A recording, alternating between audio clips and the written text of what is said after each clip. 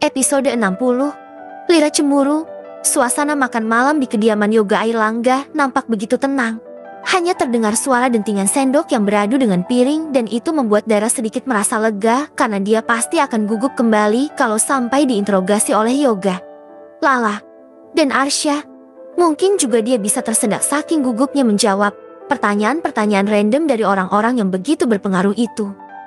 Untung tadi dia sudah dikasih arahan sama Davi tentang bagaimana dia menjawab pertanyaan-pertanyaan yang misal nanti akan dilontarkan oleh Yoga ataupun Arsya.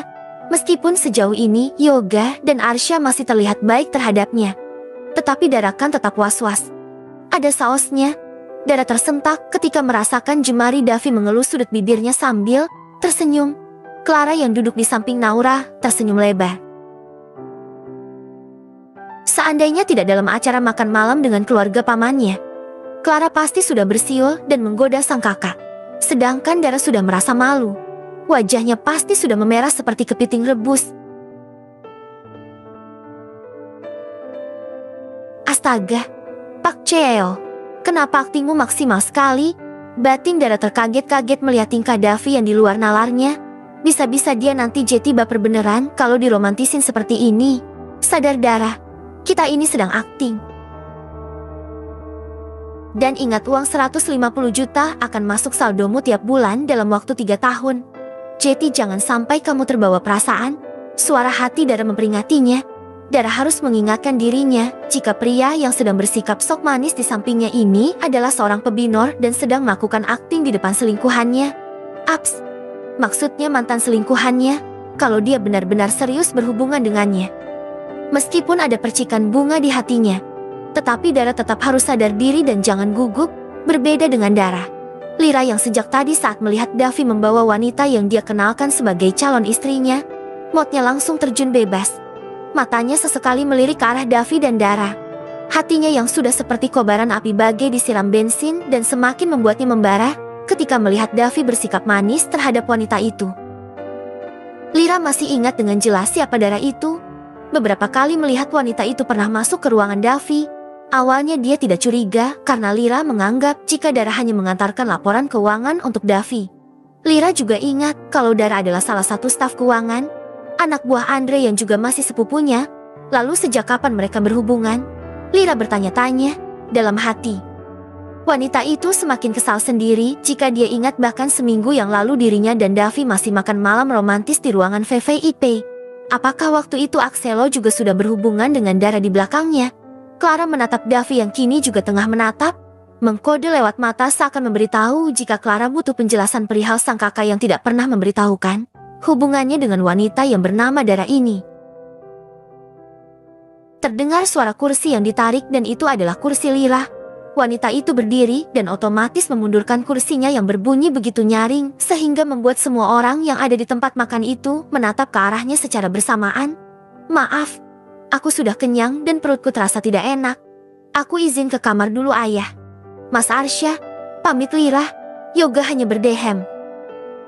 Sedangkan Naura tetap anteng sambil disuapi pengasuhnya di meja samping. Sang Clara ikut diam sambil meneruskan makannya dan Arsya langsung ikut berdiri dengan raut wajah khawatir terhadap sang istri. Sakit kenapa? Rah, tanya Arsya memegang tangan istrinya. Lira melepas tangan suaminya perlahan. Aku nggak apa-apa kok mas. Biasa cuma nyeri datang bulan. Aku ke kamar dulu. Ya, tanpa menunggu jawaban dari suaminya, Lira langsung pergi setelah mencium pipi Naura. Wanita itu sedikit mempercepat langkahnya untuk sampai di kamar Arsya. Kamar yang dulu ditempati suaminya itu sebelum menikah.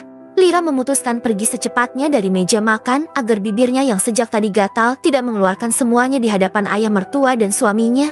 Hatinya sungguh sakit saat melihat bagaimana Davi yang sama sekali tidak menatap ke arahnya lagi. Bahkan di hadapannya, Davi memperlihatkan perhatiannya pada wanita lain. Lira merebahkan tubuhnya di atas ranjang king size itu. Tubuhnya ia balik menjadi posisi telungkup. Perlahan air matanya mulai jatuh berlinang. Hatinya sakit sekali. Dia tidak sanggup. Aku nggak bisa, Dav.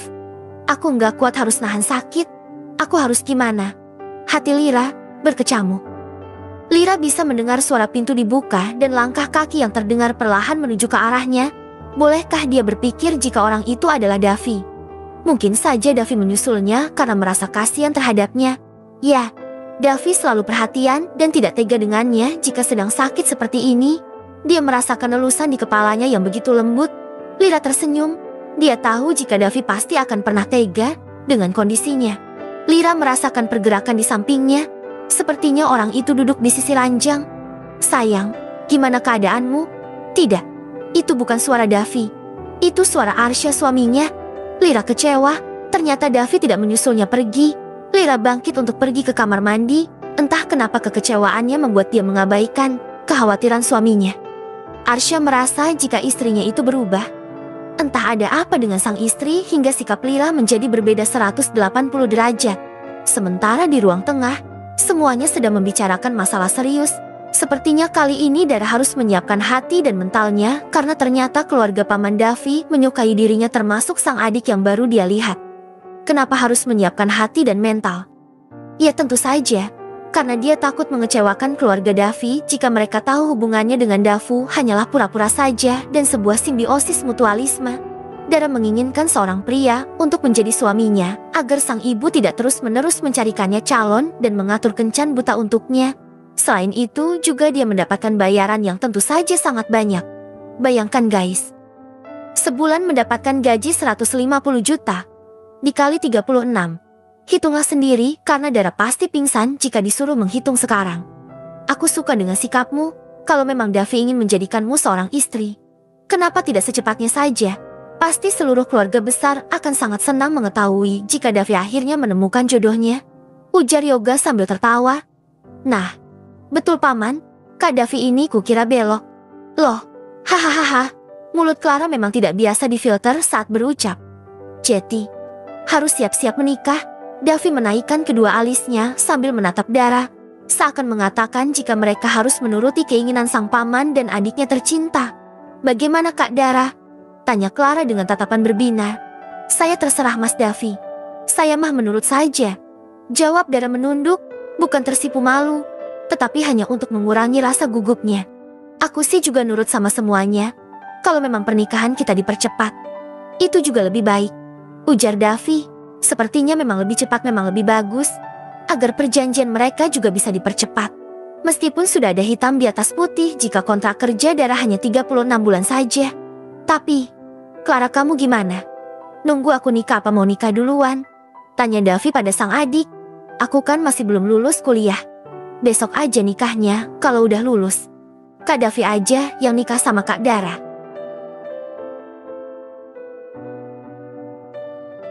Davi mengantarkan Dara pulang ke rumah dengan selamat dan masih sehat walafiat, bahkan tidak kekurangan satu apapun.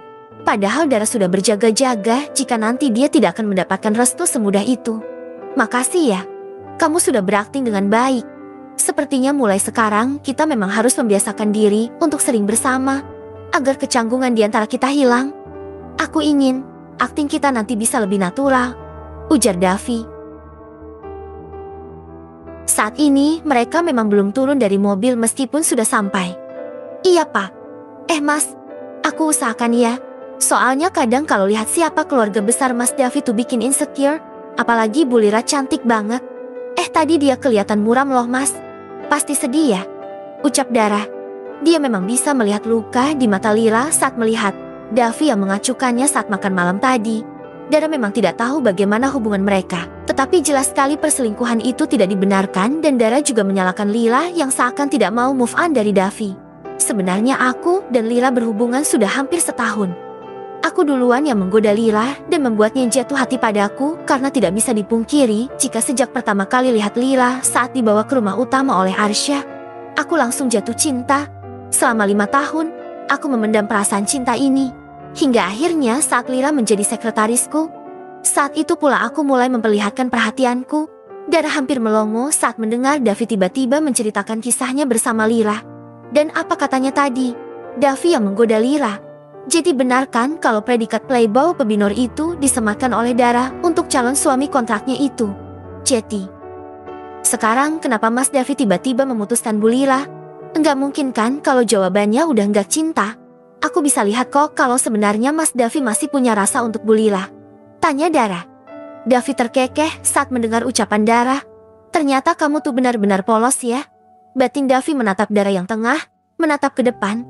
Sebenarnya aku mau putus sama dia tuh udah sejak 2 bulan lalu. Tapi entah kenapa setiap melihat Lira merengek dengan wajah yang sedih membuatku nggak tega.